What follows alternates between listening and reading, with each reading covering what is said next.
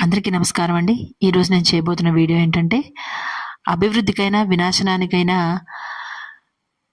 నాలుక మీద ఆధారపడి ఉంటుందని, అలాగే అమృతానికైనా, విషానికైనా నాలుక గని లాంటిది అని.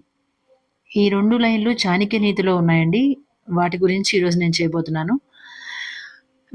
ఈ మొత్తానికి కారణం ఏంటంటే, మాట, మనిషి నాలుక.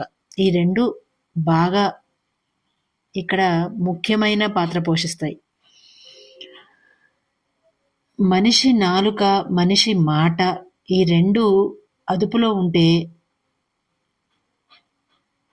అదుపులో అంటే ఇక్కడ 2 రకాలుగా చెప్పుకోవచ్చు మనము.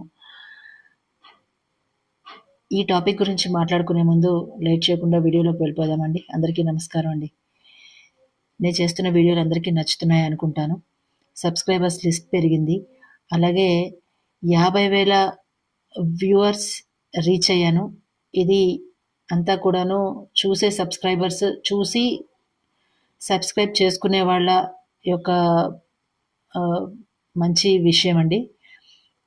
చూసే వాళ్ళందరి వల్లనే నాకు ఈ సబ్స్క్రైబర్స్ లిస్ట్ పెరగడం కానీ అంతా జరిగింది.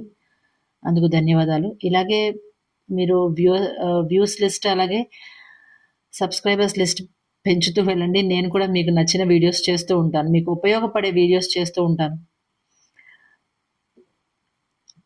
లేట్ చేయకుండా వీడియోలోకి వెళ్ళిపోదాము. మనిషి మాట ఎప్పుడూ అదుపులో ఉండాలి. మనిషి మాట అదుపులో ఉండాలి అంటే నాలుకకి ఎంతో నచ్చని పని అన్నమాట. ఎందుకంటే ఏమంటారంటే పెద్దలు ఒక సామెత ఉంది కదండీ! నరం లేని నాలుక ఏమైనా మాట్లాడుతుంది అని. అలా నరం లేని నాలుక ఏమైనా మాట్లాడుతుందేమో కానీ మనిషి అదుపులో ఉన్న నాలుక మాత్రం ఏది పడితే అది మాట్లాడదండి.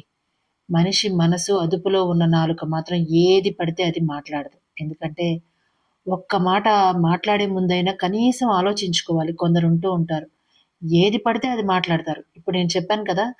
ఇలా ఏది పడితే అది మాట్లాడతారు అని 2 రకాలు అని చెప్పాను కదా!